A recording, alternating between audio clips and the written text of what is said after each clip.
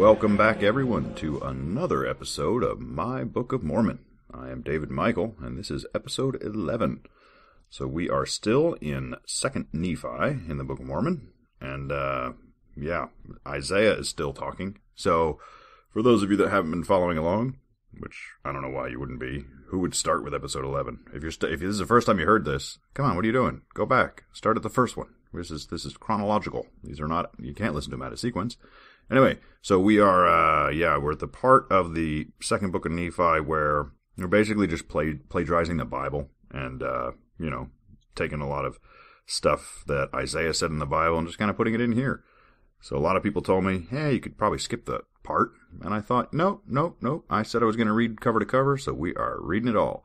And it hasn't been as bad as what people told me. I mean, probably if I was reading this to try and get some deep meaning out of it, I'd just be going insane with confusion, because most of it's nonsense. But it is fun to just read the exact words and try and put them and visualize what it's saying. I've been having fun with it anyway. So, all right, I'm actually recording this earlier in the week, so it's like only like a day has gone by since I recorded the last one. I know it depends on when I release it and whatnot. So normally I like to start off by reading all the different mail that I got or messages or posts. So since it's only been a day, don't really have any. So what I'm going to do instead is call out who I think has earned the title, at least right now, of number one fan. And that would be Blue Bombshell. So Blue Bombshell, when I released episode 10 and I tweeted out, episode 10 is available, please retweet. One person out there, one person in the Twitter world immediately said, got your back, I'm retweeting, and that was my great fan, Blue Bombshell. So thank you for that. For anyone that wants to send her a thank you, it's at BLU_bombshell. That's the Twitter handle. So thank you. And then I also took a look at the iTunes reviews, and sure enough, Blue Bombshell had left me a nice 5-star review. So she's done everything that we've asked. Thank you very much.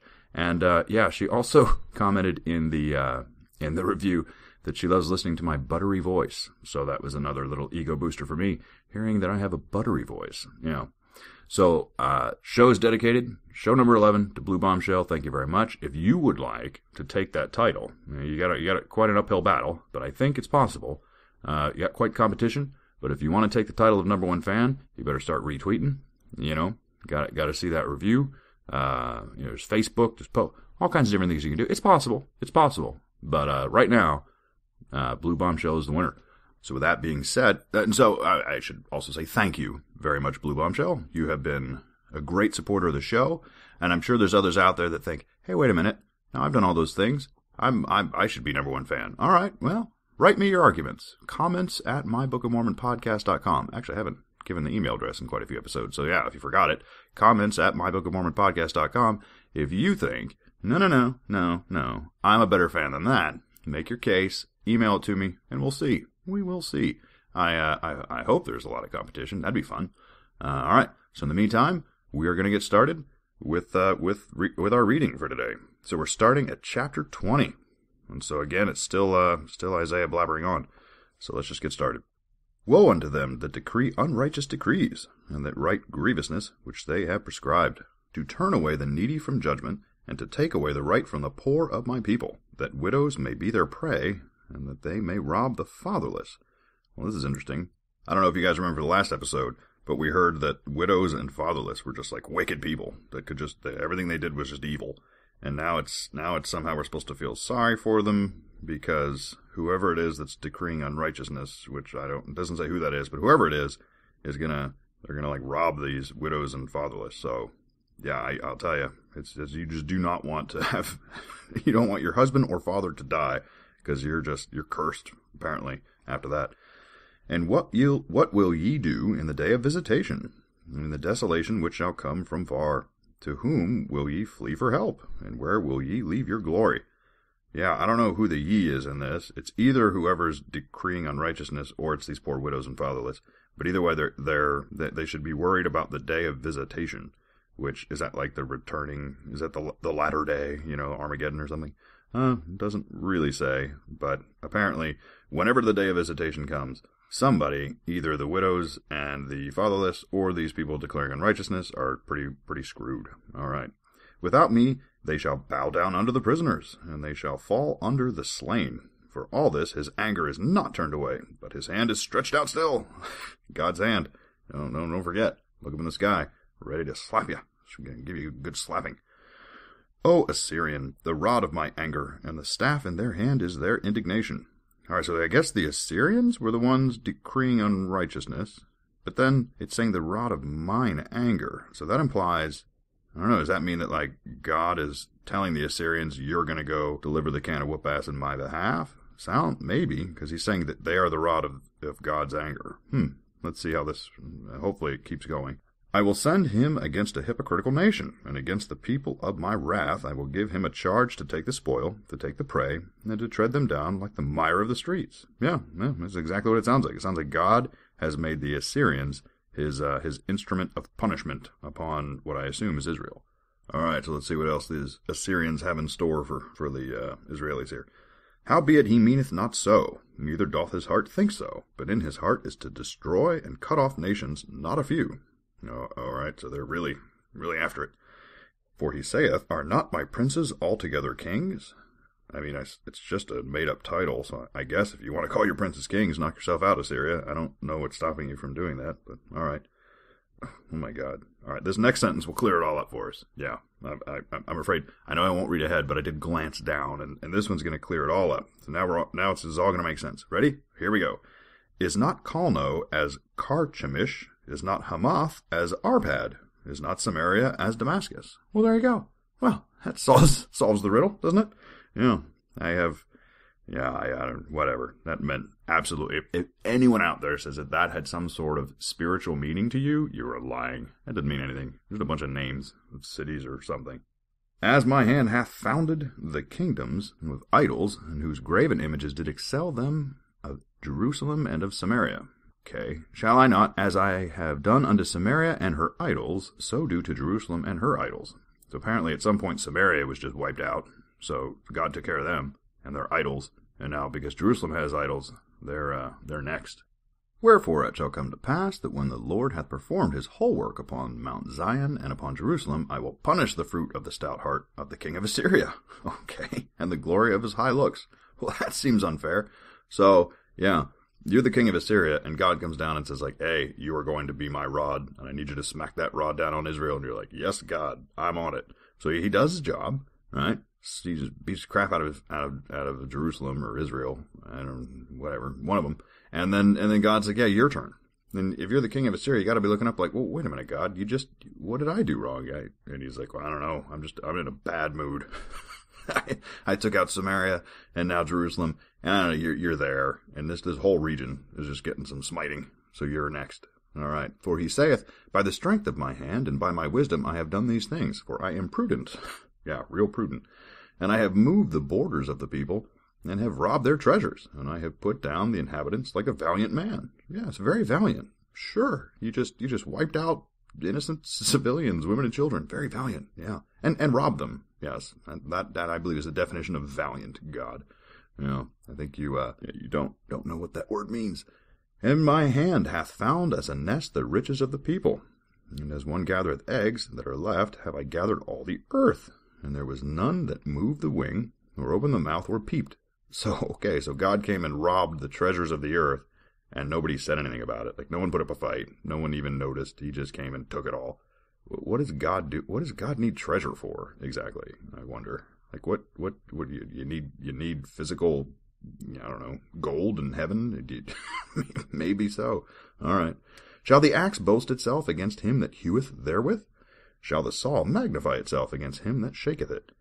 And if the rod should shake itself against them that lift it up, or as if the staff should lift up itself as if it were no wood. Oh, all right, so I think this is kind of the, listen, Assyria. Yeah, okay, I asked you to be the rod, fine. Yes, I asked you to be the rod and smack the crap out of Israel, and you did it. Great. But, I mean, the rod doesn't get any special treatment. It's just a piece of wood. So what do you think you get special treatment just because you were a rod? No, I don't think so. You're not. There's nothing special about you. You're getting some smite. All right. Therefore shall the Lord of hosts, send among his fat ones leanness. Ah, there you go. Nice little magic God diet right there. Well, the fat ones are getting lean. Well, First nice thing God's done in a while. All right. And under his glory he shall kindle a burning like the burning of a fire. Okay, so much for that. All right, so you might be skinny now. So there you go. If you were fat, you're skinny. But now you're on fire. So I don't know. I think I would have preferred just staying fat. And I love this. Under his glory he shall start a fire. What is it? God is obsessed with fire, isn't he? Every time we've had like direct communication from God, it was through some sort of fire. He seems to think that in order to clean something, you have to burn it, which is not a very effective method of cleaning. Yeah, and then here he is. His glory is fire. So it's like, okay. I don't know what he is. I don't know. Is there a word for someone that's just like obsessed with arson? Arsonist, I guess. Yeah, God is the ultimate arsonist, is what it sounds like. Whatever. And the light of Israel shall be for a fire, and his Holy One for a flame, and shall burn and shall devour his thorns and his briars in one day. So it sounds like all of Israel is going to be a fire. The whole country is on fire. Boy. All right. God is pissed. And shall consume the glory of his forest, and of his fruitful field, both soul and body, and they shall be when a standard bearer fainteth. His soul. Not just burning his body, but burning his soul. How do you... Man, that's got to be some serious fire. And the rest of the trees of his forest shall be few, that a child may write them. Well, if there's any children left after that fire, they can write them. I guess write them means like you can count them, so that's their way of saying there's so few that even a child could count them, right? I guess that's what it means, if any children lived through the fire. And it shall come to pass in that day that the remnant of Israel, as such as are escaped of the house of Jacob, shall no more again stay upon him that smote them, but shall stay upon the Lord. What? I gotta stop. All right, so it just said that God lit the whole country on fire, so he's burning everything.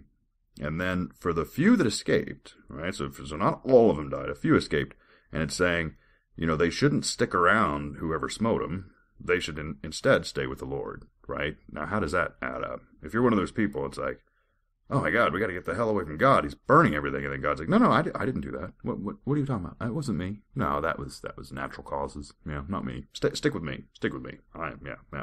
So stay upon the Lord, the Holy One of Israel in truth. All right, I should have just finished that sentence. But anyway, yeah, still funny.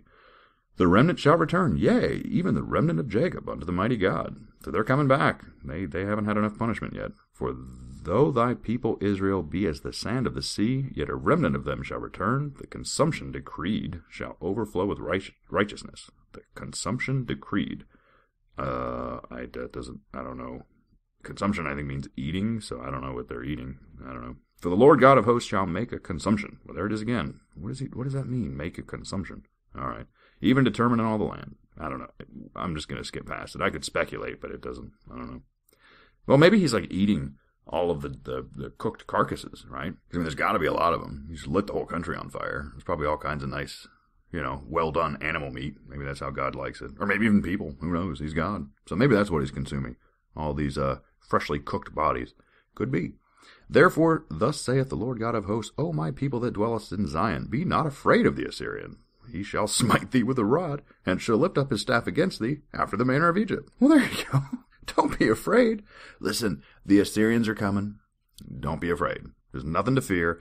They're just going to smite you with a rod. That's it. They're just going to beat the crap out of you. And they're going to lift their staff against you. It's just no big deal. Just there's nothing to fear. They're just going to get your ass whipped. But no big deal. For yet a very little while, and the indignation shall cease, and mine anger in their destruction. All right, so basically, that's the argument. The argument is, it's not going to last that long. So yes, the Assyrians are coming. Yes, they're going to just hurt you bad. They're really going to just lay it on you. But listen, it'll be quick. It'll just close your eyes, bite down, and just take it. It'll be over soon. Don't worry. It'll be over soon. Because God is going to get angry at their destruction. Yeah, so you have to take it for a little bit for God to notice and say, we can't have this. All right. And the Lord of hosts shall stir up a scourge for him, according to the slaughter of Midian at the rocks of Oreb. Well, there you go. If you weren't sure what kind of slaughter he was planning, look at the rocks of Oreb in Midian. There you go. And his rod was upon the sea, so shall he lift it up after the manner of Egypt. Oh, that last part was weird. He's separating the Red Sea again for some. I mean, is that what it meant in the manner of Egypt? I don't know, but that's awesome. Yeah. So he's once the Israelites took it from the Assyrians, now God's coming. He's going to scourge them. Big slaughter coming. Who is left? I mean, we killed the, Sumerians, I think? They were gone, yeah. And then Israel was next, burned that to the ground. And now the Assyrians have come in, they're wreaking havoc, and God's just taking them out. Just a great big slaughter. I don't know who's left. Anyway, it shall come to pass in that day that his burden shall be taken away from thy shoulder, and his yoke from off thy neck, and the yoke shall be destroyed because of the anointing. So, all right, so everybody in Israel is safe now, unless God gets pissed again, but, And he has come to Aiath, and he passed to Migron at Michmash. He hath laid up his carriages. I love these verses. Who cares? I mean, really, does this add any value? I mean, okay, let's see. That would be like saying, here come the Kardashians, and they have passed through Virginia, and before reaching Delaware, they stopped to lay up their carriages. Like, who cares? I mean, you're just like picking names and places and whatever. I mean, it's fun to read, but it provides no value. They are gone over the passage. They have taken up their lodgings at Geba. Ramoth is afraid. Gibeah of Saul is fled. What? These were like, this was not a sentence. It's like bullet points, right? So they're staying at a hotel in Geba, and someone named Ramoth is afraid for, I don't know why, and Gibeah of Saul is fled. Okay, so some people are afraid, some have fled. And again, I don't even know who they are, right? They have taken up lodging. Somebody. Lift up the voice, O daughter of Galim. Cause it to be heard unto Laish, O poor Anototh. Yeah, another one, right? Yeah.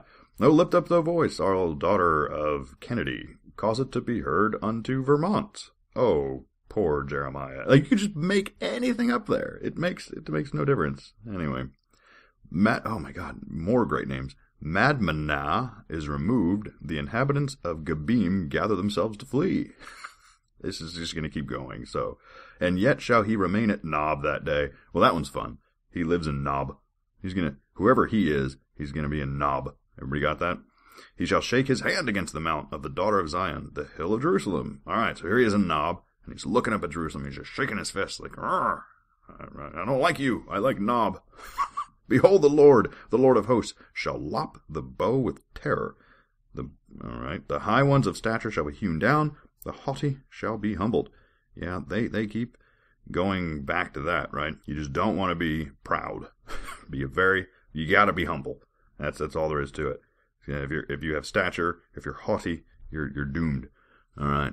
And he shall cut down the thickets of the forest with iron, and Lebanon shall fall by 91. Well, there you go. Yep, what did we have? Samaria, done. Israel, burned. Assyrians, slaughtered. And now Lebanon, it's going to fall by a mighty one. Everybody got wiped out in that chapter. So we'll see if there's anyone left in chapter 21, because that was the end of chapter. So now we have 21. We're going to see if anyone has survived this carnage of chapter 20. And, so here we go. And there shall come forth a rod out of the stem of Jesse. That's awesome. Oh my. So Jesse, he had a little stem, right? But then he got excited, and it turned into a rod. All right, Jesse, thank you for that anatomy lesson. I never would have known. All right, and a branch shall grow out of his roots. That doesn't make it any less perverted. All right, so now we all have a big image of Jesse and his rod. It used to just be a little stem. Yeah. And the Spirit of the Lord shall rest upon him, the Spirit of wisdom and understanding, the Spirit of counsel and might, the Spirit of knowledge, and the fear of the Lord. Got to throw that one in on the end, right? All right, so this is what's interesting. Before we were told wisdom is a bad thing, education is a bad thing, right? You can't learn. That was very clear before. The man of wisdom, he is damned, or whatever it was. But now, I guess if you get your wisdom from the Spirit of the Lord, then it's okay. So there you go. As long as you're not getting it from like a book, you have to take it from the voices in your head. If you're listening to the voices in your head, that's good God knowledge right there. And shall make him a quick understanding in the fear of the Lord, and he shall not judge after the sight of his eyes, neither reprove after hearing of his ears. All right. Now, first of all, if you needed a lesson in fearing the Lord, if this is all literal truth that we're reading, I don't think you need a lesson. No, he just laid a smackdown, the likes of which the whole world would have noticed. So yeah, if you still need a quick understanding of the fear of the Lord, you haven't been paying very close attention to what's going on around you. But with righteousness shall he judge the poor, and reprove with equity for the meek of the earth, and he shall smite the earth with a rod of his mouth. Uh-oh. Now he's got a rod in his mouth, guys. Jesse is up to no good. And with his breath of his lips shall he slay the wicked. All right, so Jesse's doing something fun with his mouth. You know, he had a little stem, but he got excited, turned it into a rod, and now he's got rods in his mouth. Yeah, Jesse's having a little party. And righteousness shall be the girdle of his loins, and faithfulness the girdle of his reins. Okay, if those metaphors mean something to you, fantastic. But remember, girdling wasn't girding bad, right? We learned that in the last episode. If you gird, you will be cut to pieces, I think it was. And now here we're being told that you're righteous if you girdle your loins, and faithful if you girdle your reins. So I don't know which one it is. I guess now we're being told we got to gird. Before that was no good. Now it's back. It's back on the table. The wolf also shall dwell with the lamb, and the leopard shall lie down with the kid, and the calf and the young lion and fatling together, and a little child shall lead them. All right. So all the animals are happy now. You know, the carnivores are no longer carnivores. Don't know how they're going to survive. I'm pretty sure they need meat to live, but you know, they don't need it anymore. That's great. And the cow and the bear shall feed, their young ones shall lie down together, and the lion shall eat straw like an ox. Oh, well, there you go. I was wrong. They're not carnivores anymore. Huh. This is interesting. We have somehow completely transformed the anatomy of carnivorous mammals, because they now eat straw. Okay. And the suckling child shall play on the hole of the asp. Okay. What's the hole of the asp? And the weaned child shall put his hand on the cockatrice's den. What on earth is a cockatrice? I don't know, some weird stuff. Cockatrice. Maybe that means 3 cocks. I don't know. But yeah, we don't want a child putting his hand on that, if that's what it means. Let's hope not. Yeah, sorry. Did that turn this episode into a E? I don't think so. I was just reading the word. It's not my fault that it had, cockatrice has a bad word in it. Just saying. So don't blame me for that one. Just reading the book. They shall not hurt nor destroy in all my holy mountain, for the earth shall be full of the knowledge of the Lord, and the waters cover the sea.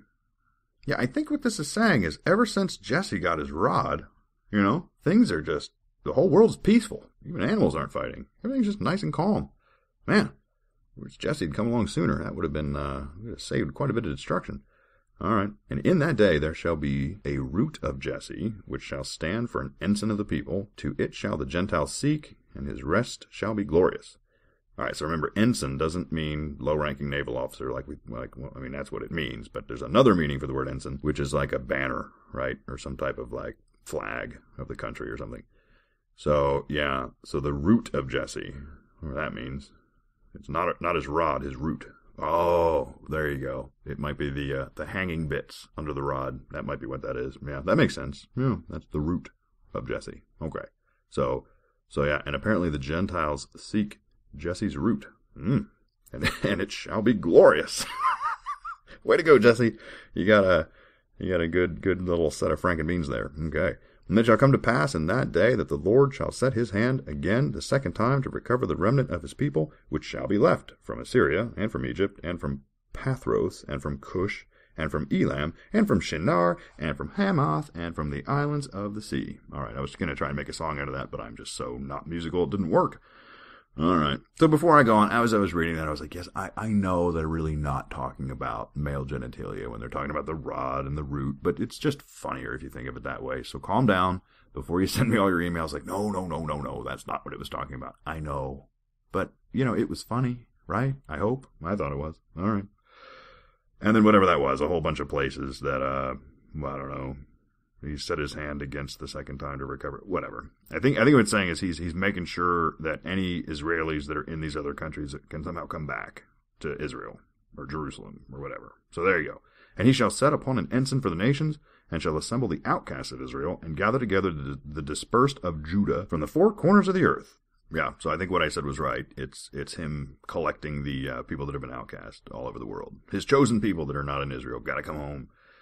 The envy of Ephraim also shall depart, and the adversaries of Judah shall be cut off. Ephraim shall not envy Judah, and Judah shall not vex Ephraim. All right, so apparently Ephraim and Judah, bit of a rivalry going on there. Looks like they don't like each other, but now everything's okay. Yeah, sounds like they're friends now. That's great. But they shall fly upon the shoulders of the Philistines towards the west. They shall spoil them of the east together. They shall lay their hand upon Edom and Moab, and the children of Ammon shall obey them. All right, so Ephraim and Judah, they're just kicking ass and taking names, apparently. They're just taking whatever they want.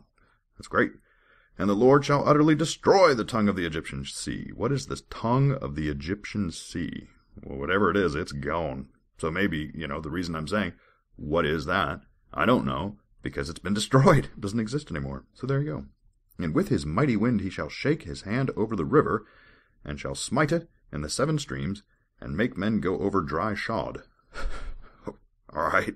God, it sounded like everything was sounding nice, right? God's bringing all the people back. Everything's looking pretty good. Jesse's got himself, a really nice rod and root. And now God's at it again. He's just messing stuff up. He's smiting streams and tongues and everything else. So God, there's just no stopping him. He just destroys stuff left and right. Anyway, and there shall be a highway for the remnant of his people, which shall be left from Assyria, like as it was to Israel in the day he came out of the land of Egypt. Okay, so once again, everybody's coming home. Lovely. That was the end of chapter 21. And 22, still have Isaiah, it seems like. Oh, this is fantastic. This entire chapter is 6 verses. What do you think? You think I can make it through without interrupting myself? I doubt it. I will probably not be able to do that. But let's try. Well, we'll just see. We'll see what happens. Chapter 22, shortest chapter thus far, I think.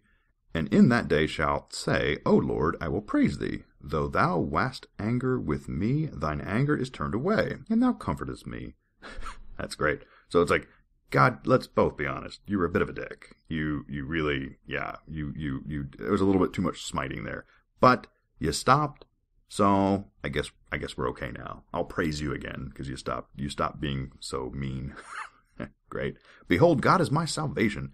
I will trust and not be afraid, for the Lord Jehovah is my strength and my song. He also has become my salvation. This is interesting. Jehovah was all caps. It was every one of them. Jehovah, all capitalized. That's the first time I've seen a word like that in here, but apparently they really wanted that one to stand out for us, so that's great. Therefore, with joy shall ye draw water out of the wells of salvation. Okay. And in that day shall ye say, Praise the Lord, call upon his name, declare his doings among the people, make mention that his name is exalted. So, yeah, when you're declaring his doings among the people, you might, I don't know how many people are going to get excited and start praising him. It's like, oh, what did God do? Oh, he killed everyone. Wait, what now? How did he do that? Oh, he set some of them on fire. He's ripping out tongues. He's smacking people and chopping them in half. Yeah, let's praise him together. Everyone's like, no, I don't think he has our best interest in mind. All right. Sing unto the Lord, for he hath done excellent things. This is known in all the earth. That's fantastic. Excellent things, like killing countless people. That's wonderful. And this is known, everyone knows that he's done excellent things. Yeah, this is excellent. Cry out and shout, thou inhabitant of Zion, for great is the Holy One of Israel in the midst of thee. Well, they're really, really happy that God's not mad anymore, and now it's like, we better just praise the crap out of him, because we don't want him to come back. That was not fun. Alrighty. That was our nice quick 22. Now we're at 23. So far, let's see. So let's recap today's episode. We've had God being really pissed and just laying waste at pretty much everybody in the Middle East, it sounded like. And then he stopped, although I'm not sure when, but all of a sudden everybody started praising him. Oh God, you're wonderful. All of your excellent deeds are known throughout the world. You're great. And I gotta believe that they're just like, please stop. What do we have to say to you to get you to stop this? We will sing whatever praise you want us to sing, but stop wiping us out almost to extinction. Yeah. All right, chapter 23. The burden of Babylon, which Isaiah the son of Amoz did see. Oh, you know what? We still have a country left. That's something. We wiped out everyone else, but we forgot all about Babylon. Your turn, Babylon. Time to get your ass handed to you. Lift ye up a banner upon the high mountain. Exalt the voice unto them. Shake the hand, that they may go into the gates of the nobles. Okay. I have commanded my sanctified ones. I have also called the mighty ones, for mine anger is not upon them that rejoice in my highness. Hey, so the last chapter 22 worked. It worked great. So God's not less angry. He's still angry. He still needs to do some smiting. But all of the Israelites apparently figured out, wait a minute. We gotta, if we start rejoicing and praising him, maybe he'll still be angry, but just not at us. And it seems like it worked, because it does say that he is still angry, but he's not angry at the people that are rejoicing. So, there you go. The noise of the multitude in the mountains like as of a great people, a tumultuous noise in the kingdoms of nations gathered together. The Lord of hosts mustereth the hosts of a battle. So is this like an angel army? I don't know. It's like the Lord of hosts is mustering the battle. I wonder. All right, they come from a far country, from the ends of heaven. Oh, I guess it is an angel army. Well, this could be fun. All right. Yea, the Lord, and the weapons of his indignation to destroy the whole land. Man, he's back at it again. This is like the most violent episode we've ever had. God is pissed off. And now he's got like an angel army. It sounds like, it says they came from heaven. Yeah, the ends of heaven. So this is definitely an angel army, and they are ready to destroy everything. So this should be fun. Howl ye, for the day of the Lord is at hand. It shall come as a destruction from the Almighty. All right, here we go. Therefore shall all hands be faint, every man's heart shall melt. Oof, melt hearts. Well, I don't even know what you need an army for. If you're just going to melt everybody's heart, your angel army isn't going to have much to do. They will clearly be dead. And they shall be afraid. Pangs and sorrows shall take hold of them, and they shall be amazed one at another. Their faces shall be as flames. Man, God, seriously, you just kill people, right? I mean, if you're mad and you need to like do some killing, I don't approve. Violence is not the answer, but to burn their faces off, that's really what could anyone do that would deserve burning off their face? He is vicious. God is a vicious, vicious man. Just got to say it. It's just how it's reading. All right. Behold, the day of the Lord cometh, cruel, both with the wrath and fierce anger, to lay the land desolate, and he shall destroy the sinners thereof out of it. So it's calling it right out. This isn't me just saying that the God is cruel. This is actually saying he's cruel, and he's with wrath and fierce anger. Yeah, God is wrathful, filled with anger, and he's downright cruel. I can imagine that's probably the nicest way of saying I'm burning off faces. Cruel is a very kind word to use there. I would think more sadistical, and sociopath maybe would be another one I might think. Anyway, for the stars of heaven and the constellations thereof shall not give their light. The sun shall be darkened in its going forth, and the moon shall not cause her light to shine. Well, I hope he knows that that's not just going to affect Babylon, right? If he turns off the sun and the stars, yeah, that's not going to help. And also, I'll forgive him for this, because I don't know. If this really is 600 BC, they wouldn't know that the moon doesn't give off any light, But seriously, that is just wrong. The moon doesn't give off light, just a reflection of the sun. Sorry, Isaiah. You might, I'll let it pass. What do you know? You don't know that. But anyway, this is certainly going to affect more than just Babylon. I'm pretty sure all of Earth would suffer if all of the stars and constellations stopped giving off light. That would have, ramifications for the entire universe, and the sun shall be darkened. Yeah, this is bad news. This is bad news for the whole, not just Earth, the universe is pretty screwed if all the lights go out. Anyway, let's see what happens. And I will punish the world for evil, and the wicked for their iniquity. I will cause the arrogance of the proud to cease, and will lay down the haughtiness of the terrible. So God's just mad. He's like, I was mad at Babylon, but screw it. I'm just going to kill everybody. I'm going to punish the whole world. And again, I'll point out, you're punishing the whole universe. Everyone's, the whole place, everything, your whole creation is suffering right now if you turn off the lights. I will make a man more precious than fine gold, even a man that the golden wedge of Ophir, O-P-H-I-R, Ophir, yeah. Well, I love that he's like, I'm going to punish the whole world, but then I'm going to make a man more precious than fine gold. Yes. And then whatever the golden wedge of Ophir is, for all of you that know what the golden wedge of Ophir is, better than that. Better. Yeah, hard to believe. I know. What could be more fine than the golden wedge of Ophir? But apparently this man is. And I love that it's just in the middle of this, right? So he's just like, just destroying the universe, right? Just wiping out everyone, punishing the whole world. But then he's going to, all of a sudden out of nowhere, he's going to make this man of more precious than fine gold. And then now he's back to smiting, because in the next verse, therefore I will shake the heavens, and the earth shall remove out of her place, and the wrath of the Lord of hosts, and in the day of his fierce anger. So I love that. He's just like, it's just out of nowhere. He's like, angry, kill, destroy, turn off the sun, brah. And then he's like, oh, hold on, I'm going to make this perfect man here. Oh, very nice. More precious than fine gold. Okay, now back to killing. What did this man do? Is he going to come back? I'm kind of scanning down, and I don't see anything else about this man that's precious. So I don't know. I guess he just paused to do one nice thing, and now he's back at it. And it shall be as the chaste roe, and as a sheep that no man taketh up, and they shall every man turn to his own people, and flee every one into his own land. So everyone is going back to kind of their hometown, sounds like. Everyone that is proud shall be thrust through. Woo. I guess the angel army is finally doing their job, because before there was just hearts melting, but now they're actually like thrusting through, so I assume that's like swords. So you get some angel sword through you, because you were proud. I've warned you guys about that. Stop it. You gotta be really humble, really average, don't learn too much. That is the only way. And praise God constantly. That's the only way to avoid this end. Yeah. Yea, every one that is joined to the wicked shall fall by the sword. See? Telling you. It's the only way. Their children also shall be dashed into pieces before their eyes. Their houses shall be spoiled and their wives ravished. Oh, come on now. This is God's punishment? And again, we don't even know what he's punishing them for. It just says punish the world for evil. So, okay, whatever they did. And so he's going to chop their children up into pieces while they watch, and then take all their possessions and rape their wives. This is, thanks God. You're solid. Who would think that this is someone to be worshipped or praised? This is horrible.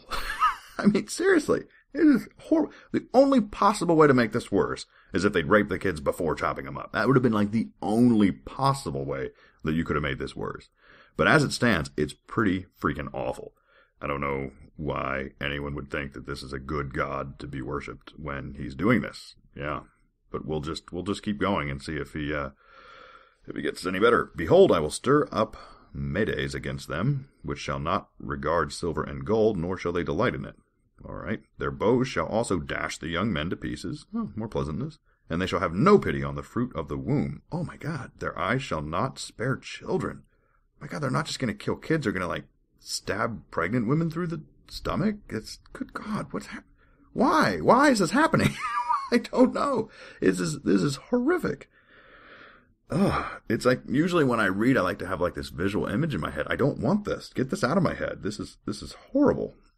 Okay, in Babylon, the glory of kingdoms, the beauty of the Chaldees' excellency, I don't know what that word is, sorry, shall be as when God overthrew Sodom and Gomorrah. Oh, okay, so Babylon is now getting fire and brimstone rained down on them. Yeah, if there's anyone left after being raped and chopped up and, anyway.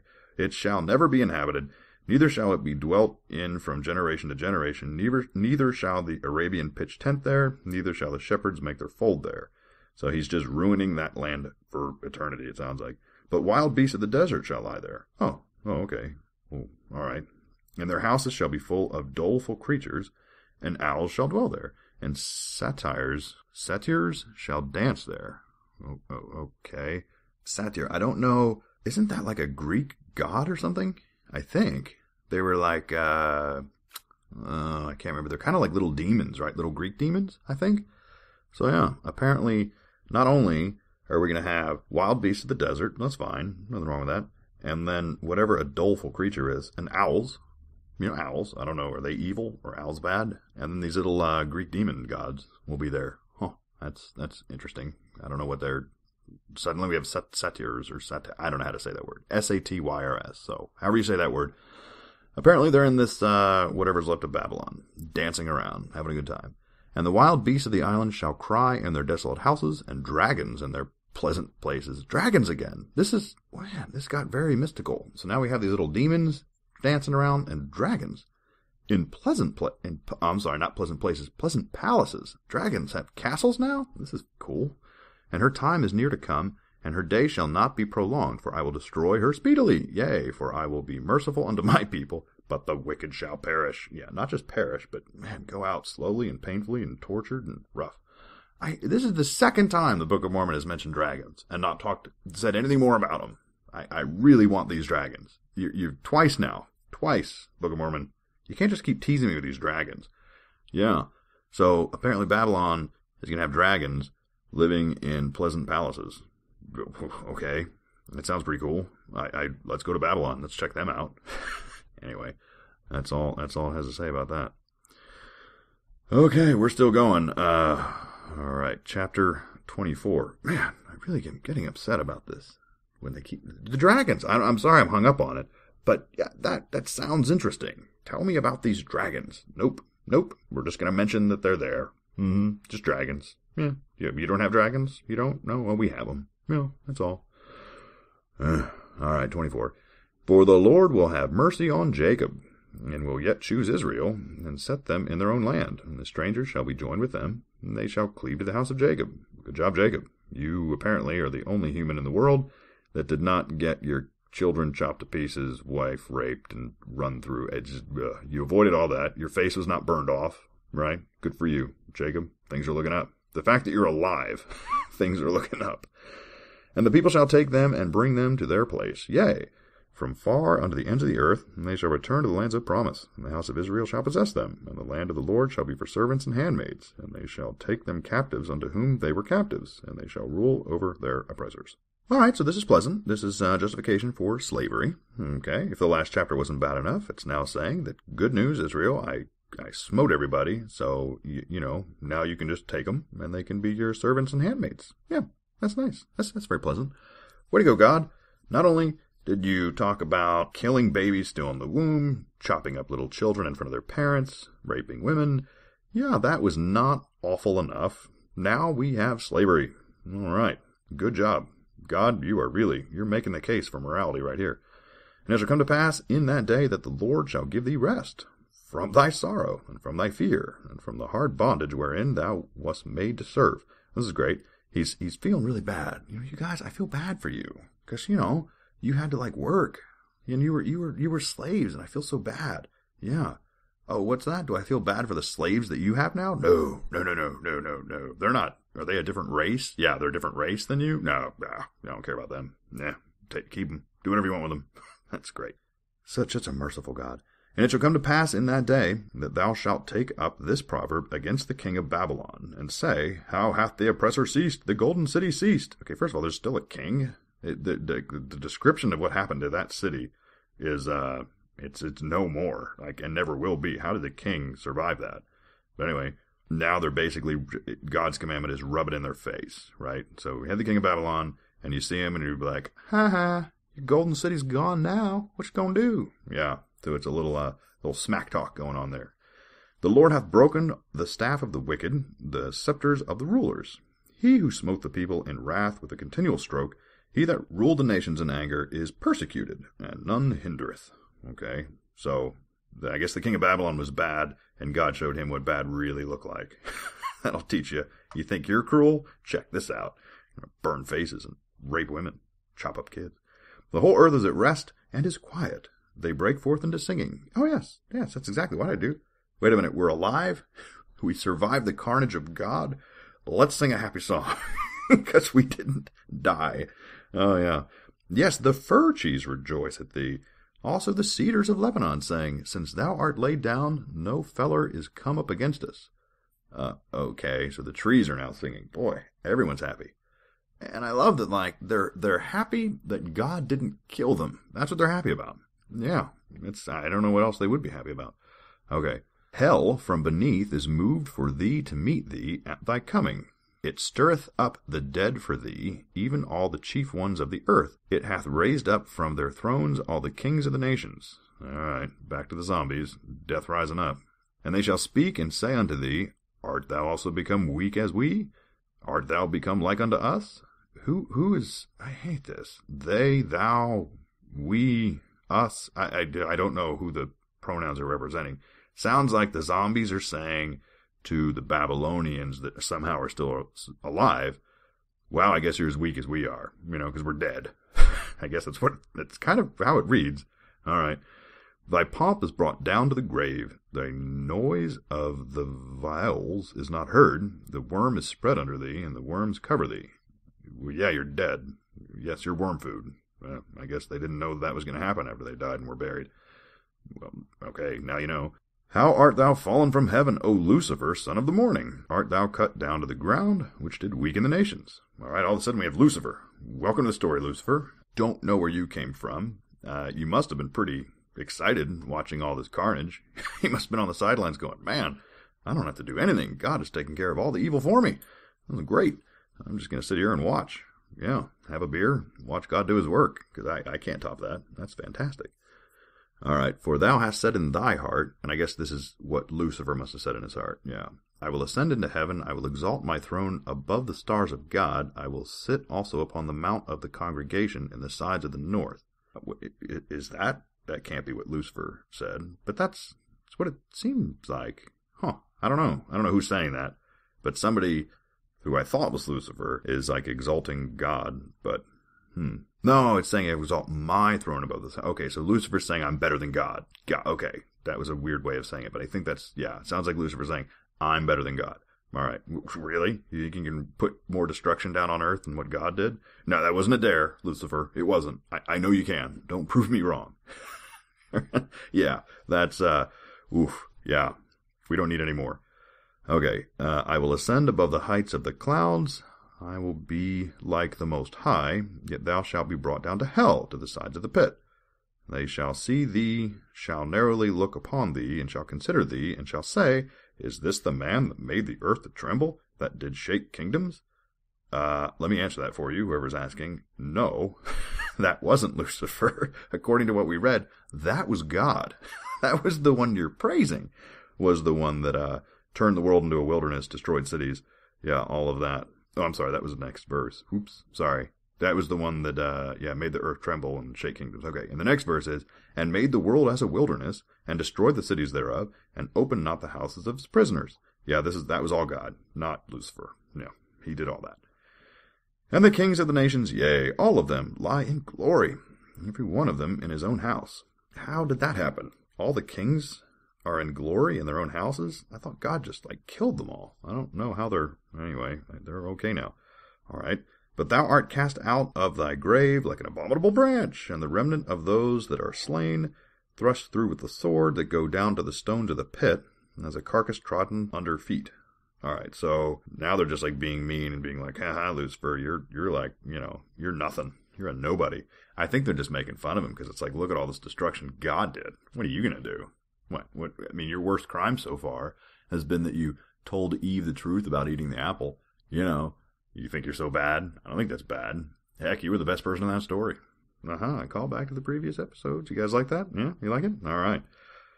Thou shalt not be joined with them in burial, because thou hast destroyed thy land and slain thy people, and the seed of evildoers shall never be renowned. All right. So that didn't make sense. So it's saying that Lucifer can't have the people that were killed, even if they were evildoers? They will never be renowned. I don't know. Maybe it's like, hey, you're not even going to get souls for hell. What do you think of that? Boy, Lucifer's all alone. Prepare slaughter for his children, for the iniquities of their fathers, that they do not rise, nor possess the land, nor fill the face of the world with cities. Okay, I don't know who they're talking about, but it doesn't matter. This is still just catastrophically wrong, that if a father had some iniquities, that what you should do is slaughter his children. That is never okay. I'm just going to tell you right now, whoever's Isaiah, no, bad. That is bad. You do not kill innocent children because their parents may have committed a crime. That's never going to be okay. Wow, prepare for slaughter his children. Yeah, no, don't do that. That's terrible. For I will rise up against them, saith the Lord of hosts, and cut off from Babylon the name, the remnant, and son and nephew, saith the Lord. He's fallen through. You can kill every descendant just for spite. God, you are just... You're evil. I mean, in this has been a violent chapter, and it's all about God just trying to prove how evil he is. I will also make it a possession for the bittern and pools of water, and I will sweep it with the besom of destruction, saith the Lord of hosts. Yeah, I don't know what any of those words were, but it sounds like it's just him describing how he's going to destroy more. I think you made your point. The Lord of hosts hath sworn, saying, Surely as I have thought, so shall it come to pass. And as I have purposed, so shall it stand, that I will bring the Assyrian in my land, and upon my mountains tread him under foot. Then shall his yoke depart from off them, and his burden depart from off their shoulders. It's all right, yeah, okay. Again, are there any left? But apparently he's still at it. He's like, I'm not done with the Assyrians yet. I'm going to go stomp on them. Yeah, that'll teach him. This is the purpose that is purposed upon the whole earth. And this is the hand that is stretched out upon all nations. Wow. So God's like, my purpose is to smite you. And if you doubt me, my hand I'm reared back for a big old smiting. So just get ready for it. That's great. That's the purpose of the earth. That's awesome. That's what it says.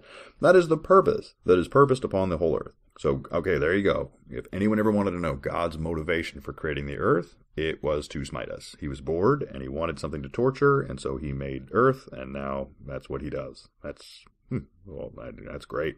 Thanks, God. Let's praise that. In the year that King Ahaz died was this burden. All right.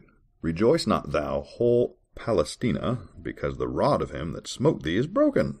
For out of the serpent's root shall come forth a cockatrice. There it is again, cockatrice, whatever that is. And his fruit shall be a fiery flying serpent.